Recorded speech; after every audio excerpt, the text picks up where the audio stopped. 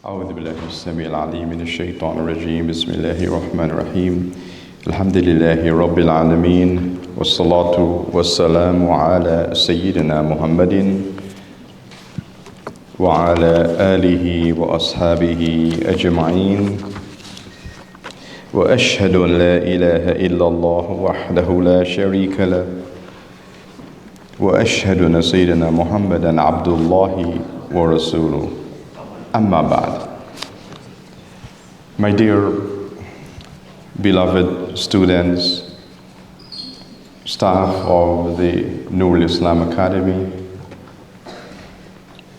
I want to start off by greeting you all with the universal greetings of peace, the greetings of all the prophets of God, and the greetings of the inhabitants of Jannah, of paradise. Assalamu alaikum wa rahmatullahi ta'ala wa barakatuhu.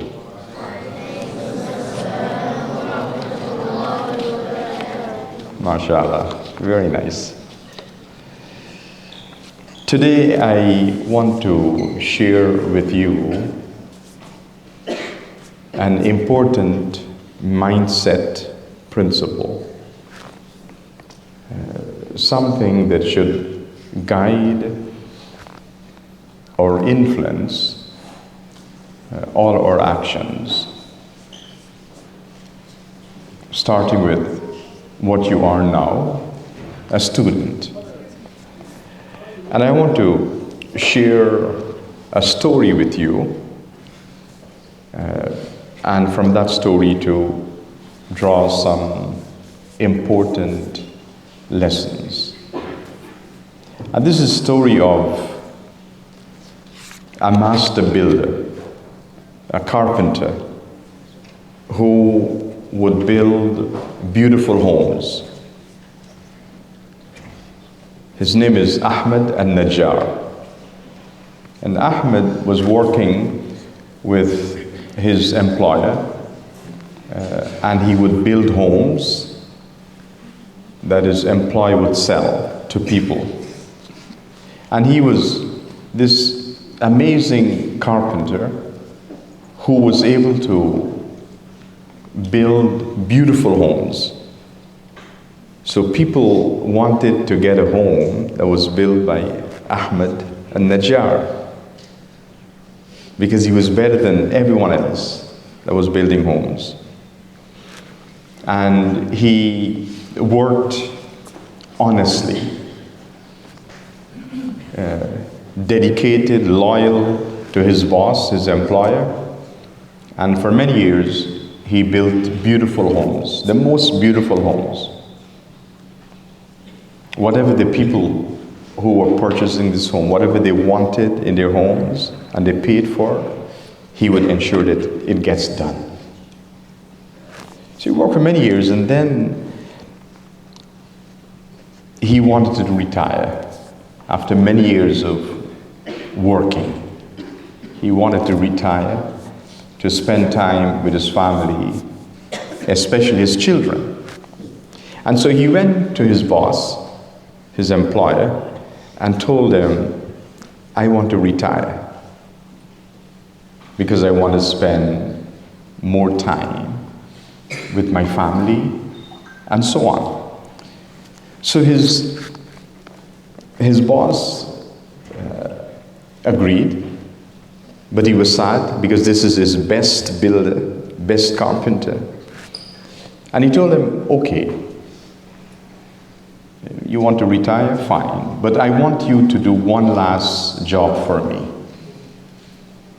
I want you to build one last home, final home, and then you'll retire. So Ahmed was happy, and he started to build this last home, final home. But soon enough, he was thinking about retirement, that all the things he'll do when he retires. And so he wasn't that focused on the job at hand, this last home that he's building. He started to cut corners and do it anyhow, and trying to finish it as soon as possible. Didn't do the job he used to do before. This is his final home, last home for his boss. So he did it anyhow. He didn't take care and time to do it as he usually would. And he finished his last home, went to his boss and told him, I finished the last home you asked me for, so I'll retire now. So the next day, his boss called him into his office. Ahmed came, and his boss took the keys for that home and gave it to him. He said, this is my gift for you. You worked for so many years for me. You were honest, loyal, dedicated. So this is my way to say thank you for what you've done. Initially, he was very happy because he got a free home. But then he realized what he did. That he didn't build this home as he could have. And he felt that sense of regret. He said, if only I knew that this would be my home. A free home I would get from my boss. If only I knew, I would have done the best job ever to build this home because it would be my home. And so he had that sense of regret.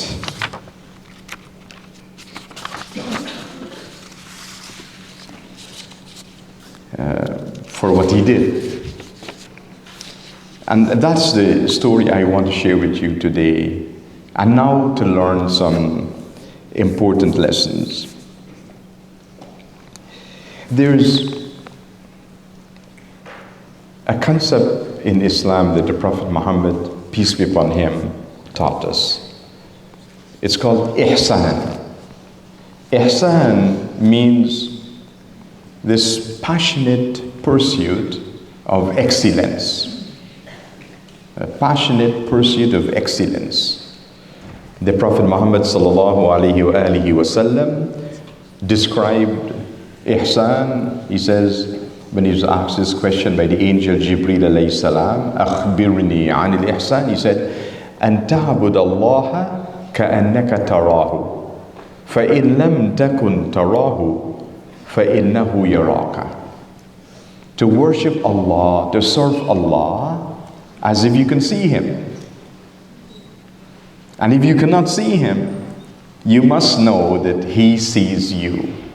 So we're always in the presence of Allah. We cannot hide from Allah. Go into some room, lock the door, turn off the light, and says that Allah subhanahu wa ta'ala doesn't know I'm here. No. We are always in the presence of Allah. So to relate to Allah as if you can see Him. In other words, always strive to do your best. Always strive to do your best. To be your best. You know, there's something that some people do when they're driving on the road and there's a speed limit. And they're driving fast, above the speed limit. And then they look in the rearview mirror and they see a police car coming. What do? Can you tell me? Slow down. They slow down. They slow down, right? Just below the speed limit. And they wait for the police car to come. And they're like goody two-shoes driving, both hands on the wheel, steering wheel, and so on. The police car passes. Then look at the police car, and it disappears in the distance. What do they do now? Speed up. They speed up. You right? So that moment, when they saw the police car, they wanted to obey the rules. Right? This is this concept of doing what is right, being the best you can be. But, I mean, you can hide from that police car, but you cannot hide from Allah subhanahu wa ta'ala. So ihsan now is telling us that we should always be our best. Don't do something that you'll regret. Remember this example, the story of Ahmad an-Najjar, the master builder. He regretted what he did with that last home because it was his home now. Said, if only I knew. And so students, you have to strive to be your best. The most important role in your life now is to be a student. So don't waste that opportunity. You would not have another opportunity later in life to be a student. You go through your journey of knowledge now as a student. Elementary school, middle school, high school, college, university, and so on. When you graduate from all your studies, then you get a job. Then later on you get married, then you get children, and so on. Life goes on. So don't waste this opportunity now. There are people who do this, and later on in life, they realize that they did not graduate from high school. And so they have to go take night classes and so on to catch up. You don't want to do that. This is your moment now. You're a student, make the best of the opportunity. And your greatest capital meaning the things you have, you own, your greatest capital, your most valuable capital is your time. Your time. So don't waste your time. Be mindful of what you do with your time. And your Islamic studies teacher would tell you that this is one of the things we have to give account for on the Day of Judgment. Our time, how we spend it. Our money, how we acquired it, how we spent it, and so on. There are certain specific things. In a hadith, the Prophet ﷺ says, mention 5 things that you have to give an account for on the Day of Judgment before you take one step forward. So your time, what you did with it, how you spent your time. And so be mindful of this. Don't waste your time.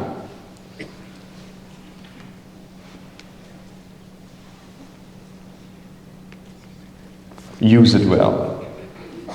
You know, our teachers used to tell us many years ago that to fail to prepare is to prepare to fail.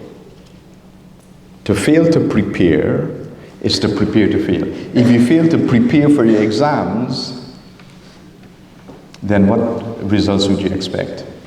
You know, there's some students who waste their time, they don't study, and then the night before the exam, they want to stay up all night and study. And it doesn't work. If you don't prepare, then prepare to fail. So, be ahead of the curve. You always want to be studying, reading, acquiring knowledge. You know, follow the advices of your teachers. Strive to be the best you can be. Push yourself to be better. This is the concept of ihsan. You behave in such a way that you don't have regrets. You say, if only I knew, like Ahmed is saying now, if only I knew this would be my house, what would I have done? Built it in the best way possible. So, you want to strive to use your time well, to be the best student you can be, to study as much as you can so you can do exceedingly well, excellent in your exams. No regrets. Because remember, time moves on. The dimension of time we live in is called monosynchronic time. It moves on, forward, it's moving forward. Every moment is a moment that takes you forward, and it never returns. You know, today's Monday, Yesterday was Sunday. Yesterday will never return. It's gone. And, sometimes we put off things for tomorrow. You don't want to do it today. You want to do it tomorrow, the day after. But when tomorrow comes, it comes with its demands on us. It doesn't come with a clean slate of 24 hours, free for us. No. It already has things there that we have to sleep, we have to eat, we have to go to school and so on. Not much time remaining. So don't put things off. Do whatever you can do now. And as much as you can do now. And the next thing I want to mention is that be mindful of the friends you spend time with. There's some friends that you spend time with them and they just encourage you to waste your time. They encourage you to waste your time. Do this, do that, irrelevant things, hang out there, wasting your time. You have to be mindful about that. Spend time with friends who would encourage you to do good things, and you can encourage them to do good things. Because at the end of the day, you can say to yourself, I spent my day well. I spent my day well. One of the things I do at the end of the day is to look back to my day and see what I did. I want to make sure that my day was productive.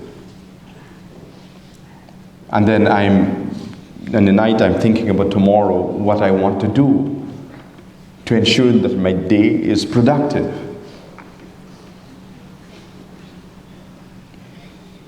And so this is how we should be.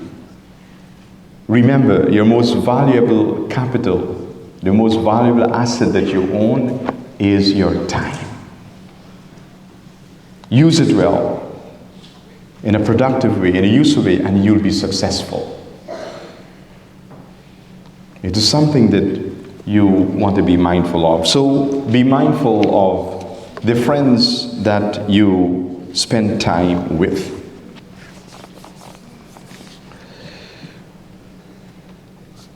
The other thing I want to mention is you want to use this opportunity that you're here in this school, Nur Islam Academy, to make as many friends as possible. I tell you, some of the lasting friendships in life are the friends you make in your school days. On Saturday in this very hall, I performed the nikah for my niece, Aliyah Rajab. Aliyah and her sister Asiya, they came to Nur Islam Academy. They graduated from here. They went down to university and graduated and so on. So Aliyah, she got married on Saturday, and she had friends, bridesmaids, who with her best friends. And all of them were friends she made here at Nur Islam Academy. After all of these years, they're still friends, best of friends. So this is your opportunity. Try to reach out to others, make friends with them, so later on in life it will come in useful for you. It'll be useful for you. And so don't take advantage of others. Don't bully others. Help others. A good word, a kind word, a smile you share with others. Don't do that. And don't encourage another student to bully others. That doesn't help. And bullies, now in school days, bullies usually fail in life. They become losers in life. Because, as the saying goes, what goes around comes around. They live like that, and Allah subhanahu wa ta'ala doesn't bless them because they bully other people, other students and so on. So don't be like that. Don't encourage it. Stay away from bullies. Don't let them be your friends. Be good with everyone. Build that relationship which will benefit you later in life. And the final thing I want to mention is that there is something that causes us to behave in a good way, to have these ihsan attributes and qualities I'm mentioning. And that is our internal spiritual state, how we are internally. Influences how we will be externally. The esoteric state affects the exoteric state. How we are internally as a person influences our external actions. You know, what we say with our tongues it has a direct correlation with the state of our heart, our spiritual heart. And so that's one of the things we should do. Be mindful of our internal state. And I want to share with you a simple formula that you can spend a few minutes every day to build your spirituality, to purify your heart, your nafs, your soul. And that is 3 things to recite, which you all know. First of all, astaghfirullah, to recite it 100 times every day. Secondly, salawat, as-salatu was-salamu, Allahumma salli ala Sayyidina Muhammad, to recite it 100 times every day. And la ilaha illallah, to recite it 100 times every day. So istighfar, salawat, tahleel. Because these are the 3 pillars of the journey to Allah subhanahu wa ta'ala. It prepares you for this journey to Allah. Istighfar, salawat, tahleel. Do it 100 times every day. It just takes a few minutes. In the morning, get in the habit of doing this when you finish praying Fajr. Or any time in the day when you have some time. It just takes a few. Astaghfirullah, astaghfirullah, astaghfirullah, 100 times. Allahumma salli ala Sayyidina Muhammad, 100 times. La ilaha illallah, 100 times. This prepares the heart for this journey to Allah subhanahu wa ta'ala. It purifies you internally so that externally you would have good qualities, good behavior, good actions. You know, as the scholars have mentioned, the tongue that's busy with dhikr, it feels ashamed to say a bad word. Yeah, the tongue that does dhikr doesn't want to use foul language. You feel uncomfortable if you say that, or even if you hear someone saying it, you feel uncomfortable because you've been doing dhikr of Allah. So for each one of you, strive to do that, inshallah. Finally, a couple of things. I have a book here that I want to give to Maulana Gamal as a gift for the Academy, and it's called Al-Wird Al-Am, which is a detailed explanation of the dhikr, the Wird Al-Am dhikr, and it has a lot of wonderful information that everyone can benefit from, inshallah. So,